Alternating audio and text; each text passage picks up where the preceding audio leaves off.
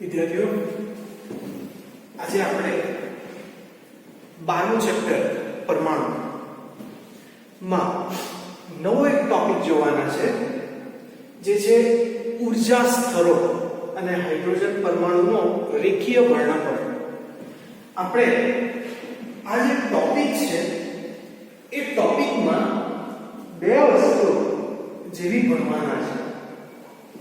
હવે આ જે ઊર્જા જે સ્તર છે એ સ્તર માટે આપણી પાસે ઊર્જાનું સૂત્ર જોઈએ, જે આપણે બોહરના ત્રણ અધિતર્કને આધારે બોહર પરમાણુ મોડેલની ત્રિજ્યા અને ઊર્જાનું સૂત્ર મેળવેલું છે, જેમાં ઊર્જાનું સૂત્ર -me⁴ n² h²n² એ આવ્યું હતું. અને એના બાદ આપણે હાઇડ્રોજન પરમાણુ માટે z = 1 લેતા આપણે ઊર્જાનું સૂત્ર જે જૂલમાં આવ્યું હતું એને ઇલેક્ટ્રોન વોલ્ટમાં કન્વર્ટ કર્યું અને તેનું ફાઇનલ મૂલ્ય -13.6 ઇલેક્ટ્રોન વોલ્ટ પર n². તો આપણે આ સૂત્ર એ મેળવેલા જ છે. હવે આપણે ઊર્જા સ્તર વિશે સમજીએ. ઊર્જા સ્તર એટલે કે વર્ણપટ, જેમાં સૌથી નીચે n = 1 ક્વોન્ટમાર્ક વાળી કક્ષા આવે, જેને આપણે ધરા સ્થિતિ તરીકે ઓળખીએ છીએ. તો જ્યારે હાઇડ્રોજન પરમાણુમાંનો ઇલેક્ટ્રોન ધરા સ્થિતિમાં હશે તો ત્યારે એની પાસે ઊર્જા કેટલી હશે? તો આ સૂત્રમાં n ની વેલ્યુ 1 મૂકી દઈએ તો -13.6 ઇલેક્ટ્રોન વોલ્ટ ડિવાઇડેડ બાય 1² એટલે ત્યારની ઊર્જા 13.6 ઇલેક્ટ્રોન વોલ્ટ છે, જેને આપણે E1 કહીએ, જેમાં સફિક્સમાં 1 એટલે n = 1 એટલે કે ધરા સ્થિતિ આગળની ઊર્જાનો નિર્દેશ કરે છે. હવે આવી જ રીતના હું n = 2 તેને દ્વિતીય કક્ષા કહેવાય અથવા તો જેને પ્રથમ ઉત્તેજિત અવસ્થા કહેવાશે. તો એ n = 2 ની વેલ્યુ હું અહીં મૂકી દઉં તો 13.6 ડિવાઇડેડ બાય 4 થશે. તો આ n = 2 માટે ઊર્જાનું મૂલ્ય -3.4 ઇલેક્ટ્રોન વોલ્ટ આવશે. એની ઉપર n = 3 તેને તૃતીય અવસ્થા કહેવાય અથવા દ્વિતીય ઉત્તેજિત અવસ્થા કહેવાશે. તો એમાં 13.6 ભાગ્યા 3 નો વર્ગ એટલે કે 9. તો અહીં ઊર્જાનું મૂલ્ય એ -1.51 ઇલેક્ટ્રોન વોલ્ટ જેટલું છે.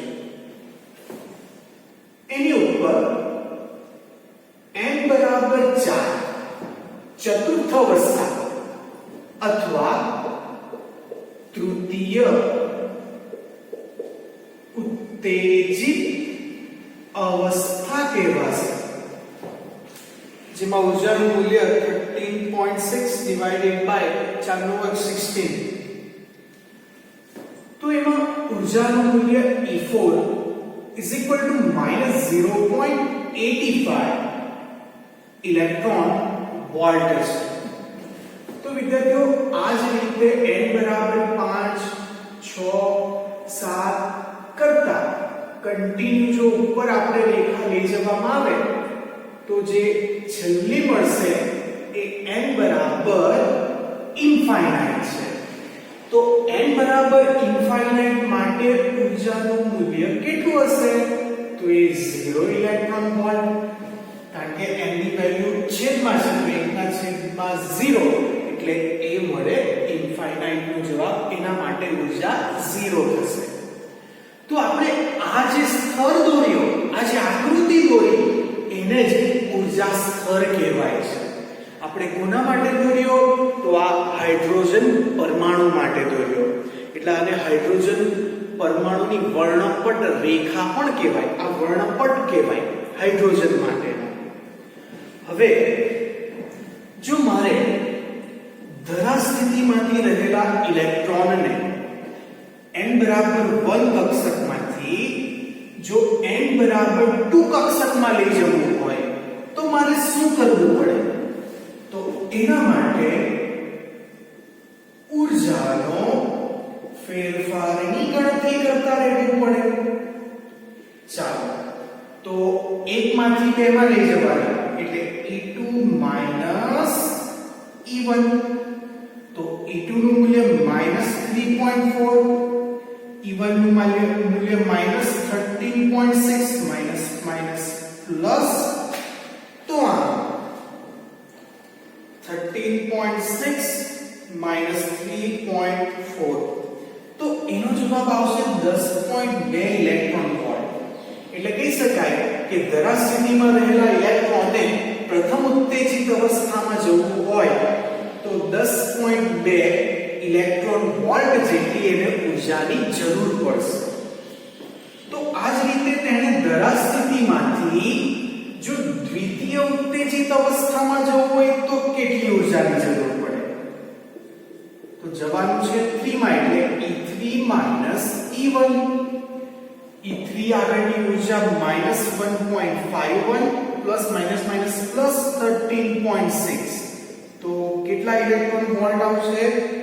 13.6 -1.51, તો આ 12.09. તો એમ કહેવાય કે 12.09 જેટલા ઇલેક્ટ્રોન વોલ્ટે ધરા સ્થિતિમાં રહેલો ઇલેક્ટ્રોન એ દ્વિતીય ઉત્તેજિત અવસ્થામાં જતો રહેશે. અને જો એને n બરાબર 1 માંથી ચોથી કક્ષકમાં જવું હોય તો શું કરવાનું? હવે આપણે સમજી ગયા છે કે 13.6 ઓછા 0.85, તો આ છે 12.75 ઇલેક્ટ્રોન વોલ્ટ. અને ધરા સ્થિતિમાંથી અનંત અંતરે જતા રહેવું છે તો તે માટેની ઉર્જા 13.6 ઇલેક્ટ્રોન વોલ્ટ રહેશે. કારણ કે આ તો 0 છે, 0 ઓછા 13.6 એટલે ઓછા વત્તા એટલે 13.6. તો વિદ્યાર્થીઓ, આને આધારિત દાખલાઓ ઘણા બધા આવે છે અને એ દાખલાઓમાં મોટે ભાગે એ નલ આવે છે, એટલે કે તે MCQ ને રિલેટેડ વધારે પૂછાય. એક્ઝામ્પલ તરીકે હાઇડ્રોજન પરમાણુ ધરા સ્થિતિમાં છે, જો તેને 12.75 ઇલેક્ટ્રોન વોલ્ટ જેટલી ઉર્જા મળે. ફરીથી સાંભળજો, હાઇડ્રોજન પરમાણુમાં રહેલો ઇલેક્ટ્રોન એ ધરા સ્થિતિમાં છે, જો તેને 12.75 ઇલેક્ટ્રોન વોલ્ટ જેટલી ઉર્જા મળે તો એ કયા સ્તરમાં સંક્રાંતિ કરશે અથવા તો કયા નંબર ક્વોન્ટમાનમાં સંક્રાંતિ કરશે? તો 12.75 એ કયો નંબર આવશે? n બરાબર 4, એટલે કે તૃતીય ઉત્તેજિત અવસ્થામાં સંક્રાંતિ કરશે. આવી રીતના MCQ પૂછાતા છે. અથવા તો એમ પૂછાય કે 12.09 ઇલેક્ટ્રોન વોલ્ટ ઇલેક્ટ્રોન પાસે ઉર્જા હોય તો તે કયા સ્તરમાંથી કયા સ્તરમાં સંક્રાંતિ કરી શકે? તો n બરાબર 1 માંથી n બરાબર 3. બરાબર? તો આવી રીતના ઘણી બધી રીતના આ આકૃતિને આધારે MCQ પૂછાતા રહ્યા છે. હવે હું જરા બીજી રીતના તમને સમજાવું છું કે આ ધરા સ્થિતિ છે n બરાબર 1, એની ઉપર n બરાબર 2 આવે અને એની બરાબર n બરાબર 3 આવે. હવે કહેવામાં એવું આવે કે ઇલેક્ટ્રોન ધરા સ્થિતિમાંથી 12.1 એટલે 12.09 ને એટલું જ થાય ને એપ્રોક્સી. 12.1 એ એપ્રોક્સી 12.09 જ છે, બંને સરખા નજીક જ છે. તો 12.1 ઇલેક્ટ્રોન વોલ્ટ જેટલી ઉર્જાએ હાઇડ્રોજન પરમાણુનો ઇલેક્ટ્રોન n બરાબર 1 કક્ષકમાંથી ત્રીજી કક્ષકમાં જાય. તો હવે તે ક્રમશઃ સંક્રાંતિ મતલબ કે ઇલેક્ટ્રોન એ ત્રીજી કક્ષકમાં પહોંચી ગયો. હવે એ ક્રમશઃ સંક્રાંતિ કરે એટલે કે 3 માંથી 1 માં આવશે પાછો.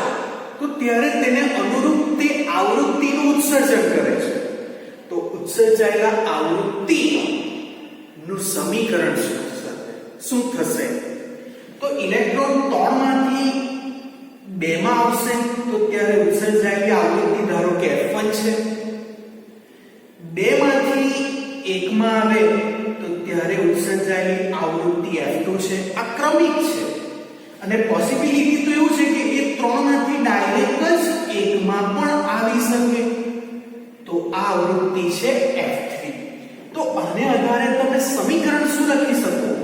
તો આને આધારે તમે સમીકરણ લખી શકો F3 બરાબર F1 પ્લસ F2. બરાબર ને? F1 અને F2 જેટલી આવૃત્તિનું ઉત્સર્જન થાય એટલે 3 માંથી 2 માં આવે ને 2 માંથી 1 માં આવે. એના કરતા 3 માંથી ડાયરેક્ટ 1 માં આવે તો તેની આવૃત્તિ પેલા બેની આવૃત્તિના સરવાળા જેટલી જ થાય છે. તો આવો પણ એમસીક્યુ પૂછાતો છે. મતલબ કે આ વર્ણપટને આધારે તમને કોઈ એક એમસીક્યુ એ પરીક્ષામાં દેખાતો જ હોય છે. એટલે આ વર્ણપટ એકદમ ખાસ ધ્યાન રાખજો. ખાસ કરીને આ સ્તરમાંથી આ સ્તરમાં n બરાબર 1 માંથી 2 માં જાય તો ત્યારે તેને જરૂરી ઊર્જા કેટલી? બરાબર? તો 1 માંથી 2 માં જાય તો ત્યારે તેને જરૂરી ઊર્જા કેટલી? 10.2 ઇલેક્ટ્રોન વોલ્ટ. અથવા તો તે 13.6 ઇલેક્ટ્રોન વોલ્ટે ધરા સ્થિતિમાંથી કઈ સ્થિતિમાં જશે? તો તે ઇન્ફાઇનાઇટ n બરાબર ઇન્ફાઇનાઇટ વાળા ક્વોન્ટમ વાળા નંબરમાં એ સંક્રાંતિ કરશે. તો આ રિલેટેડ ઘણા બધા એવા અહીં જે છે એ એમસીક્યુ એ પૂછી શકાતા છે. હવે આપણે આગળ વધીએ. બીજો ટોપિક છે હાઇડ્રોજન પરમાણુનું રેખીય વર્ણપટ. આજે આપણે જોયું તે વર્ણપટ જ છે, પણ એ વર્ણપટનું જે સૂત્ર તરંગ લંબાઈનું એ કયું આવે એ આપણે હવે અત્યારે જોવાના છે. તો વિદ્યાર્થીઓ, આપણે બોહરનો અધિધર્મમાં ઉર્જાનું જે સૂત્ર મેળવેલું હતું તે આ કંઈક છે. તો હવે જ્યારે હાઇડ્રોજન પરમાણુમાંનો ઇલેક્ટ્રોન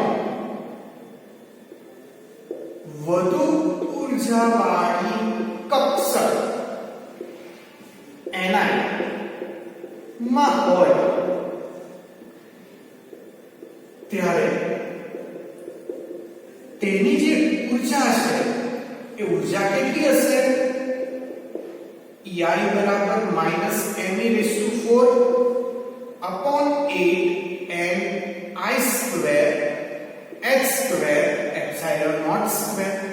હવે અર્થ સમજો. આપણે બોહરનો અધિધર્મ ત્રીજો પૂર્વધારણા ત્રીજી આપણે જે જોઈ છે કે જ્યારે ઇલેક્ટ્રોન વધુ ઉર્જાવાળી કક્ષકમાંથી ઓછી ઉર્જાવાળી કક્ષકમાં સંક્રાંતિ કરે તો ત્યારે તે ફોટોનનું ઉત્સર્જન કરે ને ઉત્સર્જાયેલા ફોટોનની ઉર્જા E hf અનુસાર હોય છે.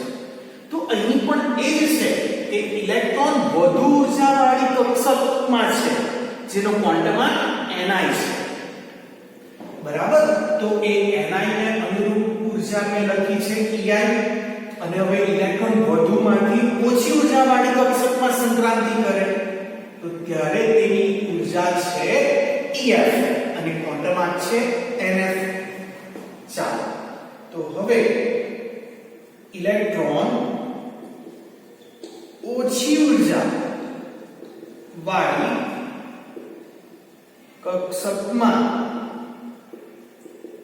સંક્રાંતિ કરે ત્યારે જે ઉર્જા છે એનું સૂત્ર ei EF is equal to minus m e raised to 4 upon 8 and f square h square epsilon naught square આવે. તો હવે આપણે આ જે ઊર્જા છે એ ઊર્જાની બાદબાકી, કારણ કે આ જે ઊર્જા છે એનું સમીકરણ મેળવવું હોય તો E એટલે કે EI માઈનસ EF કરવું પડશે.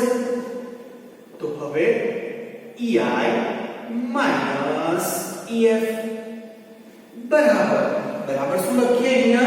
EI છે minus m e raised to 4 upon 8 n I square h square epsilon naught square minus અને આ થશે minus m e raised to 4 8 n f square h square epsilon naught square. ચાલો તો આ minus minus plus થઈ જશે, બધામાંથી m e raised to 4 upon 8 h square epsilon naught square અને અહીંયા લખાશે પહેલા પ્લસ વાળો એટલે 1 upon nth square minus 1 upon ni square થશે. તો આ જે ઊર્જા છે ઊર્જાનું સૂત્ર હું hf એવું લખી શકું, બરાબર? ચાલો તો f is equal to બીજું સૂત્ર છે c upon lambda બરાબર m e raised to 4 upon 8 h square epsilon naught square 1 upon nth square minus 1 upon ni square. તો આપણને તો તરંગ લંબાઈનું સૂત્ર જોઈએ છે, તો હું અહીંયા 1 upon lambda ને સૂત્રનો કરતા બનાવું તો બરાબર આ બાજુ m e raised to 4 upon h અને c એ બરાબરની આ બાજુ છેદમાં આવશે, કારણ કે ત્યાં અંશમાં છે એટલે બરાબરની આ બાજુ છેદમાં, તો 8 h ક્યુબ થઈ જશે. સ્ક્વેર તો બીજો એક h આવવાનો એટલે h cube epsilon naught square into c. તો આ 1 upon nf square minus 1 upon ni square. તો માટે 1 upon lambda બરાબર આની જગ્યાએ શું લખાય? તો આની જગ્યાએ લખાય રીડબર્ગ્સ અચળાંક r is equal to 1 upon nf square minus 1 upon ni square, જ્યાં r બરાબર વેલ્યુ છે m e raised to 4 upon 8 h square epsilon naught square into c, જ્યાં m એટલે ઇલેક્ટ્રોનનું દળ, e વિદ્યુતભાર, h પ્લાન્ક અચળાંક, epsilon naught શૂન્યાવકાશની પરમિટિવિટી, c પ્રકાશનો વેગ બધા જ અચળ છે. એ બધાની અચળાંકની વેલ્યુ મૂકીએ તો રીડબર્ગ્સ અચળાંકનું મૂલ્ય 1.097 into 10⁻⁷ મીટર ઇન્વર્સ જેવું આપણને અહીં સમીકરણ એ મળશે. તો આપણે જે તરંગ લંબાઈનું સૂત્ર આગળ લીધું હતું તેની આ સાબિતી છે કે હાઇડ્રોજન પરમાણુના રેખીય વર્ણપટ દ્વારા કેવી રીતના તમે તરંગ લંબાઈનું સૂત્ર તારવણી કરશો, બરાબર? અથવા તો બોહરના ત્રીજા અધિતર્કને આધારિત તમે તરંગ લંબાઈનું સૂત્ર મેળવો. તો આ થિયરી પણ આપણા માટે ઇમ્પોર્ટન્ટ છે. વિદ્યાર્થીઓ, હવે જો હું અહીં nf બરાબર 1 લેઉં તો 1 upon lambda is equal to r 1 upon 1 square minus 1 upon ni square થશે, જ્યાં ni ની વેલ્યુ કેટલી લઈ શકું? તો એક આવી ગયો એટલે 2 3 4 5 થી ઇન્ફાઇનાઇટ સુધી. જો nf બરાબર 1 લેવું તો એ કઈ શ્રેણી બતાવે? તો એ આપણને ખબર છે કે એ પહેલી શ્રેણી એટલે કે લાઇમન શ્રેણી. તો આ લાઇમન શ્રેણીની h આલ્ફા રેખાની તરંગ લંબાઈ જો n બરાબર 2 લઈએ તો, જો n બરાબર 3 લઈએ તો એ બીટા રેખાની હાઇડ્રોજન પરમાણુના બીટા રેખાની તરંગલંબાઈ, 4 લઈએ તો ગેમાની અને 5 લઈએ તો ડેલ્ટા હાઇડ્રોજન પરમાણુના ડેલ્ટા H ડેલ્ટા માટેની તરંગલંબાઈનું સમીકરણ આપણને મળશે. આ સમીકરણની તરંગલંબાઈ કેટલી આવે એ આપણે આગળ લાઇમન બામર પાસન બ્રેકેટ ને ફળની જે શ્રેણીઓ જોઈ હતી તેમાં ક્રમશઃ 2, 3, 4 અને 5 મૂકીને એ તરંગલંબાઈની રેન્જ આપણે શોધી શકીએ. જો આ જ રીતે હું NF બરાબર હવે 2 લેવું તો લાઇમન પછી મને કઈ શ્રેણી મળશે? બામર શ્રેણી. તો એને આધારિત તરંગલંબાઈ 1/λb r 1/2 square minus 1/ni square. જ્યાં હવે ni ની શરૂઆત ક્યાંથી થશે? 2 છે એટલે આ 3, 4, 5, 6 up to infinite. જેમાં જાણીએ છીએ કે n બરાબર 3 લઈએ તો બામર શ્રેણી માટે આપણને h આલ્ફા રેખાની તરંગલંબાઈ મળશે. જો n બરાબર 4 લઈએ તો બામર શ્રેણીની h બીટા રેખાની તરંગલંબાઈ મળશે. જો n બરાબર 5 લઈએ તો બામર શ્રેણીની h ગેમા રેખાની તરંગલંબાઈ મળે. ને જો n બરાબર 6 લઈએ તો બામર શ્રેણીની h ડેલ્ટા રેખાની તરંગલંબાઈ આપણને મળે છે. તો આ જ રીતે આપણે લાઇમન પછી બામર પાસન બ્રેકેટ ને ફળ માટે જે આપણે આગળ જે તરંગલંબાઈ જોઈ હતી એ રીતનું જ અહીં પણ લખી શકાય છે. તો વિદ્યાર્થીઓ હવે આપણે આ જે વર્ણપટ જોયો, આપણે આવું એક વર્ણપટ જોયો કે n બરાબર 1 પછી n બરાબર 2 n બરાબર 3 n બરાબર 4 અપ ટુ n બરાબર ઇન્ફાઇનાઇટ. આ જે વર્ણપટ છે એ વર્ણપટ હાઇડ્રોજન અને હાઇડ્રોજનિક એટલે કે હાઇડ્રોજન જેવા પરમાણુ માટે જ સાચો છે. કે તો અહીં જે આ સૂત્ર મળે છે તે ઊર્જાનું તમને સૂત્ર ધ્યાન હશે કે એ જે સૂત્ર હતું તે E બરાબર -13.6 electron volt z² by n². અહીંયા તો હાઇડ્રોજન પરમાણુ હતો એટલે z ની વેલ્યુ 1 હતી, પણ હાઇડ્રોજનિક હિલિયમ પછી H એટલે કે He+, પછી Li+2 Be+3 એવા જે હાઇડ્રોજનિક જે પરમાણુ માટે છે એના માટે પણ આપણે આ વર્ણપટ શોધી શકીએ છીએ. બરાબર? બસ વેલ્યુ કંઈક જુદી આવશે તો એને પ્રમાણે અહીંયા જે ઊર્જા જે છે એ ઊર્જાના મૂલ્ય એ થોડા ઘણા કંઈક જુદા આવશે. તો હવે અહીંયા ઉત્સર્જન રેખાઓ એટલે શું? તો જ્યારે પરમાણુમાં ઇલેક્ટ્રોન, આપણે જે અત્યારે આ પૂર્વધારણા ત્રીજી જોઈ તે જ છે કે જ્યારે પરમાણુમાં ઇલેક્ટ્રોન એ ઉચ્ચ ઉર્જાની અવસ્થામાંથી નિમ્ન ઉર્જા અવસ્થામાં સંક્રાંતિ કરે તો ત્યારે અવસ્થામાંથી તેની ઉર્જાના તફાવતને અનુરૂપ આવૃત્તિવાળો ફોટોન ઉત્પન્ન કરે છે. એટલે ઇલેક્ટ્રોન ઉચ્ચ ઉર્જામાંથી નિમ્ન ઉર્જામાં સંક્રાંતિ કરે.